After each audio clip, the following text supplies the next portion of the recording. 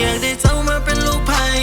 แม่อยากได้เจ้าแห้งแท้มาเป็นแม่ของลูกความงามของเจ้าซึ่งสดใสเหมือนไข่มุกเห็นแล้วใจอ้ายสะดุดเพราะความน่ารักของเจ้าหอยยิ้มแววตาจุกสั่งไม่เอายวนใจอยากจะถามออกไปว่าเจ้าเป็นลูกไผ่เนาะจะได้ให้พ่อแม่ตั้งบ้านในนี้ไปขอค่าดอกน้องเพลงบ่ถ้าเพลงไอ้ขอเดาค่าดอกก่อนได้บ่นางเอ๋ยนางเอ๋ยเอ้ยมาเป็นลูกไผ่แม่ไอ้ก่อนได้บ่ได้บ่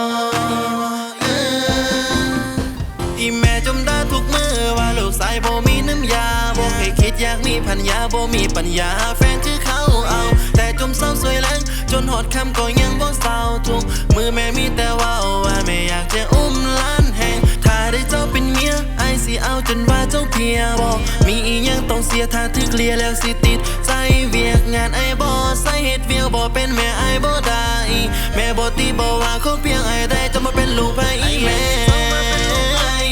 แม่อยากได้เจ้าแห้งแท้มาเป็นแม่ของลูกความงามของเจ้าซึ่งสดใสเหมือนไข่มุกเห็นแล้วใจอ้ายสะดุดเพราะความน่ารักของเจ้าหอยยิ้มแววตาจุกสั่งไม่เอายวนใจอยากจะถามออกไปว่าเจ้าเป็นลูกไผ่เนาะจะได้ให้พ่อแม่ทั้งบ้านในนี้ไปขอค่าดอกน้องเพลงบ่ถ้าเพลงไอ้ขอเดาค่าดอกก่อนได้บ่เจ้า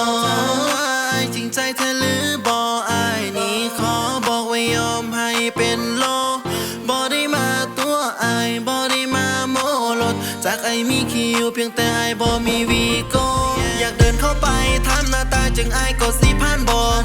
ลักกะบ่รอเบิ่งแล้วใครคือคนติดหัวไอ้ทานหน้าบ่ค่อยมีถ้าไม่ตายเอวไอ้โคตรดีอยากถือหูตอนนี้เจ้าสิยอมเป็นลูกไผ่แม่ไอ้บ่น้องหักเจ้าแห้งบ่เคยคิดจะอยากแทงคอเพียงแม่แก้มนางนั้นไม่แย่งเงินมาแค่เพราะว่าน้องนางนั้นเป็นหญิงในฝันบ่ผิดหวังแน่นอนไอ้พร้อมรับประกันอยากได้เจ้ามาเป็นลูกไผ่